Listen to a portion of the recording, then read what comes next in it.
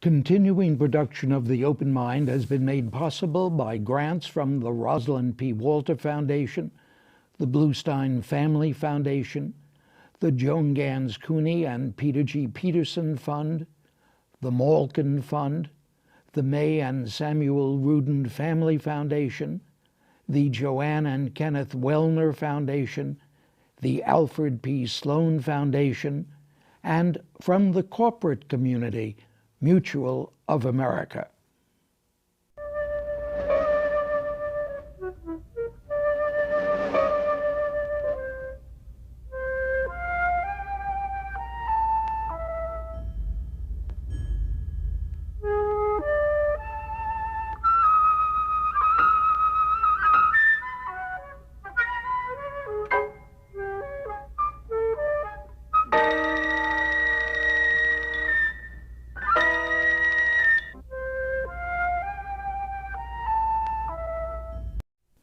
I'm Richard Heffner, your host on The Open Mind, and this is one of a series of occasional broadcast conversations prepared in cooperation with the Alfred P. Sloan Foundation on the subject of Americans working longer and our nation perhaps doing better as a result. Joining me today in pursuing this theme of such profound personal significance to so many of us is Richard W. Johnson, Senior Fellow and Director of the Program on Retirement Policy of the prestigious Urban Institute in Washington, D.C. Now, Dr. Johnson is an expert on income and health security at older ages. Indeed, much of his research focuses on older Americans' employment and retirement decisions, so that he's written extensively about retirement preparedness, including the financial and health risks we face as we approach this crucial turning point in our lives. And I would begin by asking Dr. Johnson if we should actually accept as a first principle of our discussion today that America might well be better off if old fogies like me do retire later rather than sooner. In short, I guess I'm asking my guests to assuage my guilt for staying around so long. What is the situation? Well, it's nothing to feel guilty about at all. And in fact, working longer helps workers who are able to work longer, and it helps society overall. So one of the things we see is that people are actually working less now than they did 50 years ago. So today, about 22% of men 65 and older are in the labor force. Back in the late, or let's say the mid-40s, it was about 47%. So there's been a real decline in the number of people who are working into their mid to late 60s and beyond. Would it be good social policy then to do those things that would reverse that process? Yeah, because what it would do is it would reduce the pressure of the aging society. What we see now is that today there are about 3 workers for every Social Security beneficiary. In 20 years, if current trends continue, there's only going to be 2. And so that means that all of the workers are going to have to either contribute more to support these additional retirees, or retirees are going to have to get less. We could make that balance a little better. We could reduce the stress of these additional retirees if people worked longer. That means there would be both more workers and fewer retirees. So that by working longer, people are going to pay more taxes, they're going to create more goods and services, the economic pie is going to grow. That means that there's going to be more money that's going to go into the public sector, so more taxes to cover all kinds of things, including retirees' benefits. So it really is a win-win if people work longer. A win-win, but it's so difficult today to think in those terms when there's such a large group of jobless. That's right. So this story is a little hard to believe when we're in the depths of a recession or in its aftermath. So unemployment rate is about 9%. It's not as high for older people, but it's still pretty high, about 7% for people 65 and older, people 55 and older. That is an issue. But looking long term, eventually we're going to get out of this recession, and we're really going to need older workers. Over the next 10 years, the number of adults 25 to 49 is going to increase only 4%, while the number of adults 50 to 74 is going to increase 20%.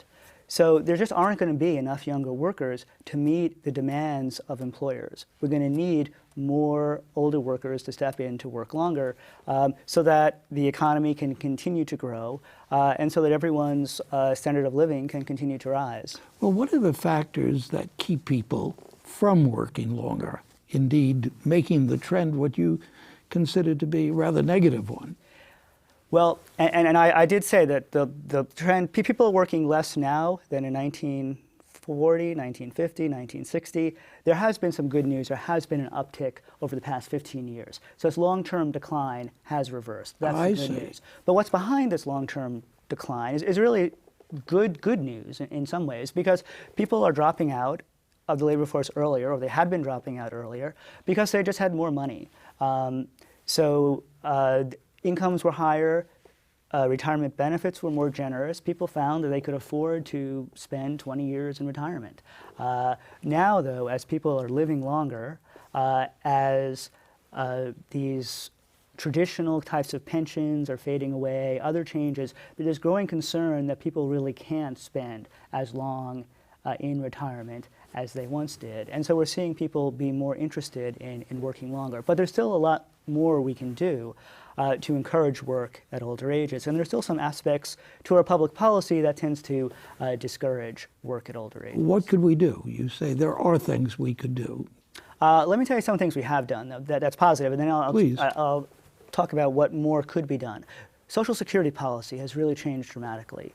And I don't think this gets as much attention as perhaps it should. So back in 1983, we made a bunch of changes to Social Security because it was going bankrupt, much like today. The situation was a little more dire then than it is now, more immediate. One of the things we did was Congress decided that we'd slowly raise the retirement age, beginning in 2000. So before, people who turned 62 before 2000 would get their full retirement benefits beginning at age 65. Today, it's 66, and it's going up to 67. Now, people can still collect benefits at age 62, but if they collect benefits at age 62, they get more of a penalty now than they used to, and they'll get more of a penalty in the future than they do today. So that today, if you retire at age 62, you'll get 75% of your full benefits for the rest of your life. It used to be the case, it used to be the case you get 80%. You used to get 80%, today you get 75%. Once the full retirement age is 67, you'll only get 70%. So discouraging people. That discourages people from working, from retiring early. An even bigger change, perhaps, is that we eliminated what's called the retirement earnings test for people who were above this full retirement age, today above 66. So beginning in 2000, what Congress said was that if you continued to work after the full retirement age, which then was 65, you could keep all of your Social Security benefits. Before that, half of those benefits would be taxed away. Now, you'd kind of get them back later on in life. People didn't realize that. And they just said, well, if I work and earn more than a certain amount, I'm losing a big chunk of my Social Security benefits. Why should I do that? And so that really discouraged people from working past the full retirement age. Now that tax, that perceived tax, is gone. So that's good news. And then the other thing we did is that we really increased the benefit to working beyond age, the full retirement age, beyond 66. Back in the 70s, if you did that, and you delayed taking Social Security benefits, then your benefits would go up only 1%. So you're giving up a year of benefits, and then in the future you're going to get a little bit more, but not much. It wasn't enough of an increase to encourage people to delay. Today, if you delay retirement by a year, your future benefits increase 8%. So that's a big incentive to working past age 66, or at least to delaying retirement to delaying Social Security take-up past age 66. Now, do you think that those changes led to the shift in the process into what people are doing more than the changed economic climate? Well, I think that's part of it. I do think the changed economic climate had a bigger effect. I think the biggest effect, actually, was the erosion of traditional defined benefit plans. These are those pensions that most people would get from large employers. So most large employers provided them, though only about half of workers had them. But if you worked in a large employer in the private sector, you would get them, and it would pay you a fixed benefit once you began retirement until you died, as a function of years of service and final average pay. Those plans are really disappearing. They're still very common in the public sector, and there is a lot of debate in the public sector about how expensive these are, and maybe we should get rid of them. Less debate about how they affect retirement incentives, though, and I think that's very important. But as these plans disappeared, and now about 20% of private sector workers have them, so not completely gone, but they're much less common in the private sector than they once were. As they disappeared, two things happened. First, it raised some concerns about retirement security. So they've been replaced, by and large, by 401k plans. And people can accumulate a lot of money in a 401k plan, but it requires a lot from people. They have to sign up for the plan in most cases, though that's starting to change a little bit because a lot of employers are starting to automatically enroll their employees. That's a new and important trend. But it's fairly recent. It used to be the case that a lot of workers just never bothered to sign up. Then they didn't contribute the maximum amount. Maybe they didn't invest the funds wisely. Maybe they invested it too much in company stocks, and that's really risky because then if your company goes out of business, not only do you lose your job, but you lose your retirement benefits. There's a lot of risks to 401k plans.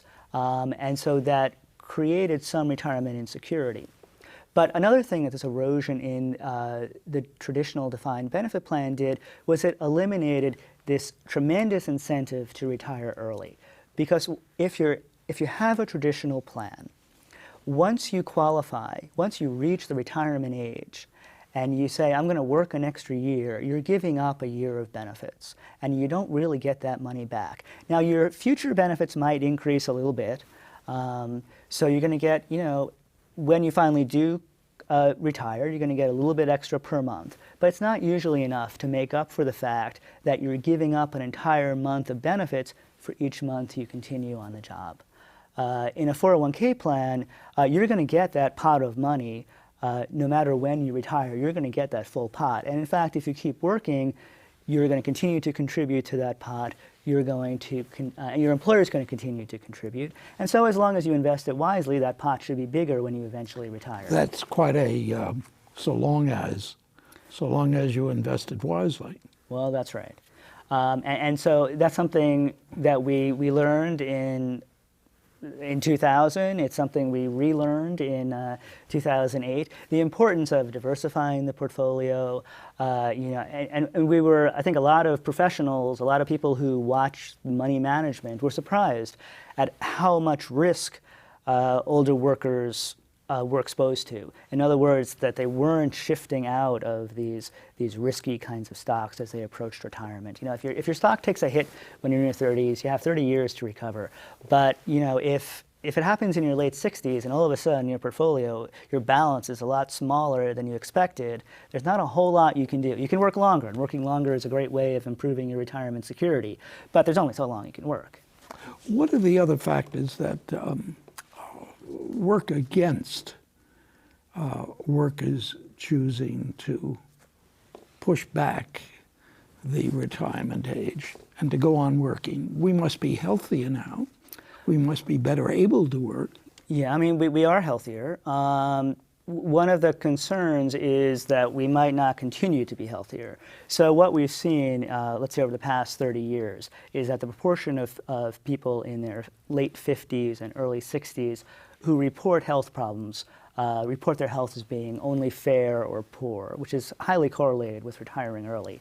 That's declined by a third. And it's declined by about a third among people 65 to 74. But all of that decline took place between the mid-'80s and the late '90s. And over the past 10 years, it's really been flat. And so there's growing concern that with the rise of diabetes, for example, the rise of obesity, that this improvement in health among people at midlife and older ages might stop, might actually reverse. That's one of the big uncertainties that we have going forward. Doesn't that work two ways, that if there is an increase in illness, there is an increase in the need for workers to take care of others, to retire, to leave the job market, and to take care of the sickly? Yeah, and that's right. And certainly that creates a lot of pressures on families and older workers when they have a spouse in particular, but also perhaps an aging parent who needs care. Caregiving is, particularly for women, is an impediment to work at older ages. But on the other hand, I think it's important to realize that most young women have children, and women's employment rates have really increased dramatically. The increase has really stopped, maybe starting to decline a little bit among women in their 30s with children. But young working women have been able to make these child care arrangements. Now, it's perhaps a little more difficult if you have an aging parent. First, I think the culture does not quite appreciate those types of caregiving needs the same way as we do with child care. There's not the same support and infrastructure in place. So while we're starting to get adult daycare centers, they're still not nearly as common as child care arrangements. And so certainly that is an impediment that some people face as they try to work longer. What are the other things that you feel that government could do to bring about this social good, this greater social good of pushing back retirement? One thing I think we could do is change Social Security some more. So I mentioned earlier about how Social Security has changed and how it's really worked to encourage and incentivize work more at older ages. But there's a lot more it could do. For instance? So this 8% that I mentioned, it stops at age 70. So there's no incentive to delaying retirement past age 70. And so now, or soon, when the full retirement age is 67, there's not much difference between that full retirement age at 67 and when the bump up stops at age 70. So maybe we could increase that to 75. That could help. Certainly changing the early entitlement age. Now this is very controversial, but it's still the case that you can get benefits at age 62. And a lot of people, 40% or so of people, continue to start collecting at age 62. And when they do that, they can keep working, but if they earn too much more, they're going to lose some benefits. Be taxed. They're going to be taxed.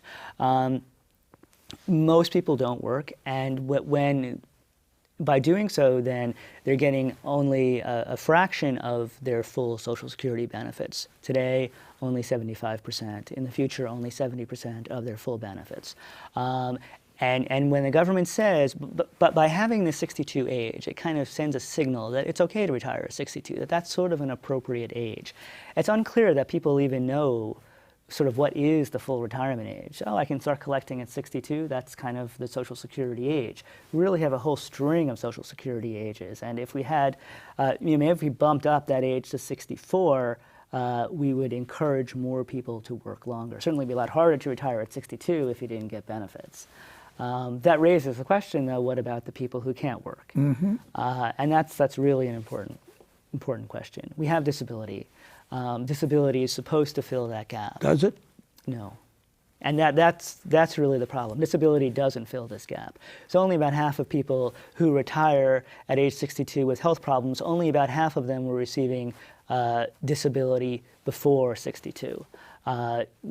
You look at people who develop disabilities in their late 50s, early 60s, they're 3 times as likely to become impoverished than people who don't develop disabilities. It's the problem with our disability, our Social Security disability insurance system, is I think a moral outrage. Just that there's really not attention to this. There's 1 million people who are waiting to have their benefit applications adjudicated. It can take a year to get benefits. It's a difficult and time-consuming process. It's expensive. You have to hire lawyers. And part of that, I don't want to blame the Social Security system, but the people who work hard to do this. Everybody else does. Well, it's hard. It's hard to sort through to try to figure out who's needy and who isn't. It's expensive, and but certainly if we increase the budget, and I think just put more attention on this issue, that we maybe could improve the financial condition of people with disabilities. I mean, it's a problem today, right now, and so many people say if we raise the Social Security, let's not raise the Social Security age because it would make the problem worse, and that's true. But even without that, even without raising the retirement age, I think we need to address this issue immediately. What is the attitude of employers, as you can discern it? Yeah, and that's the key, because working longer is great. You can raise your annual retirement incomes by about 9% by working an additional year. It's maybe the best thing you can do to improve retirement security. It's not investing more, it's just working longer. That's maybe the best thing you can do, but you can't do it unless you have a job. And that's the real conundrum. So you're answering my question by giving me all the problems, meaning that employers are not looking forward to the notion of older employees. What the data show is that employers do not, older workers rather, do not tend to get laid off. So they're only about a third as likely during this recession, one of the biggest downturns by many measures since the Great Depression. Terrible, terrible economic experience. It's still going on. But older workers are only a third as likely as workers between the ages of 25 and 35 to be laid off. So they were protected. That's not to say that their unemployment rates didn't go up. It did, but their unemployment rates are quite a bit lower than for younger people. That's the good news. But when an older worker is out of work, that's when the trouble begins. Employers really don't want to hire an older worker. They'll keep an older worker on, and they say that they appreciate older workers' experience, they appreciate their maturity, their reliability, their loyalty, they have a lot of accumulated knowledge. All of those things employers value and they're willing to pay for.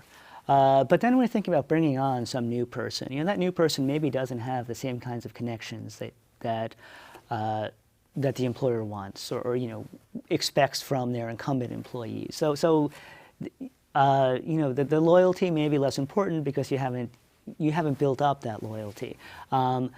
And then they're concerned about other things like, well, this person might be set in his ways. So we're taking on a new person who's sort of used to, who's older and used to doing things in a certain way. Do I want to retrain that person at age 60, at age 55?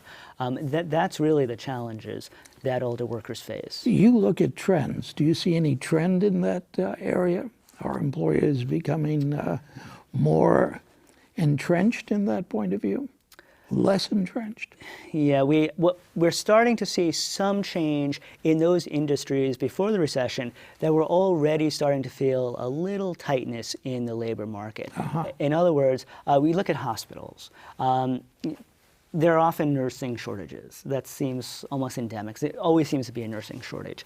And so before the recession, a lot of hospitals were starting to go out of their way to recruit and retain older nurses. So promoting more flexible work arrangements, working out different kinds of work procedures so that someone whose back isn't quite what it used to be could still lift a patient. Really trying to work and retain and recruit older nurses. We're seeing it a little bit in energy, where there's also some shortages of skilled workers.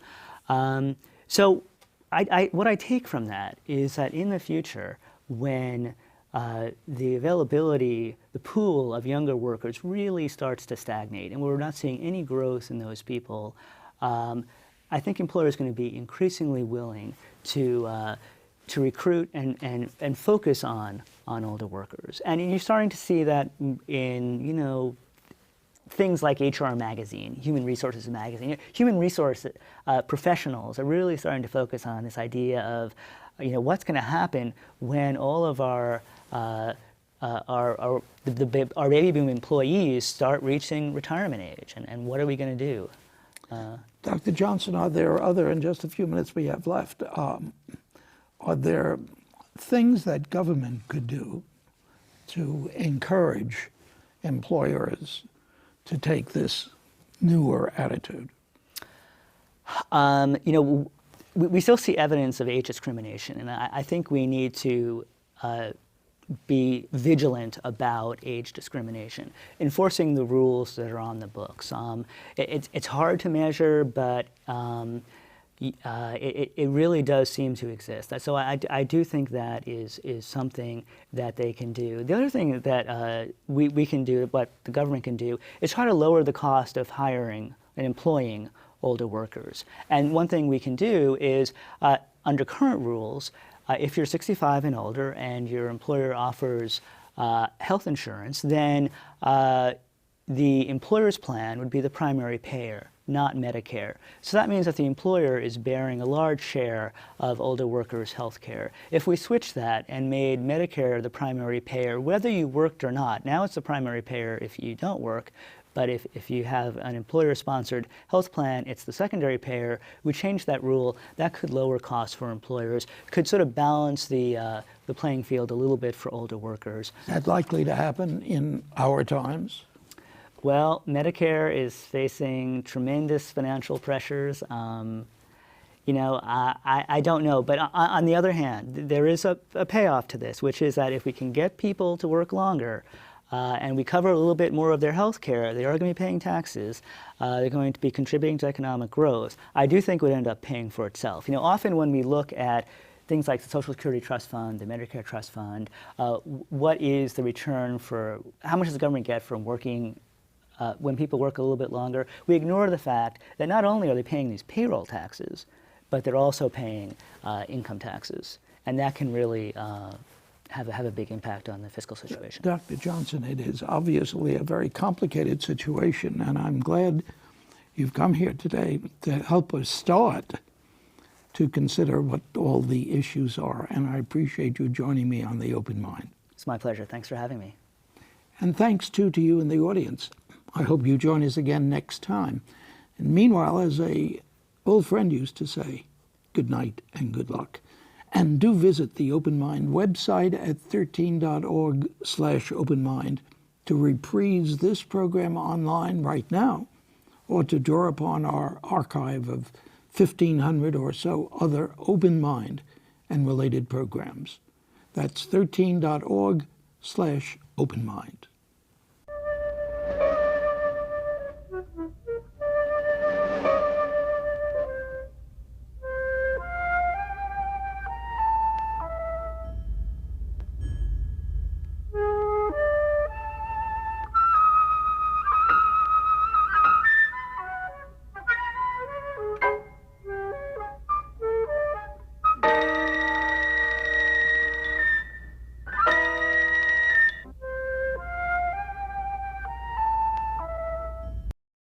Continuing production of The Open Mind has been made possible by grants from the Rosalind P. Walter Foundation, the Bluestein Family Foundation, the Joan Gans Cuny and Peter G. Peterson Fund, the Malkin Fund, the May and Samuel Rudin Family Foundation, the Joanne and Kenneth Wellner Foundation, the Alfred P. Sloan Foundation, and from the corporate community, Mutual of America.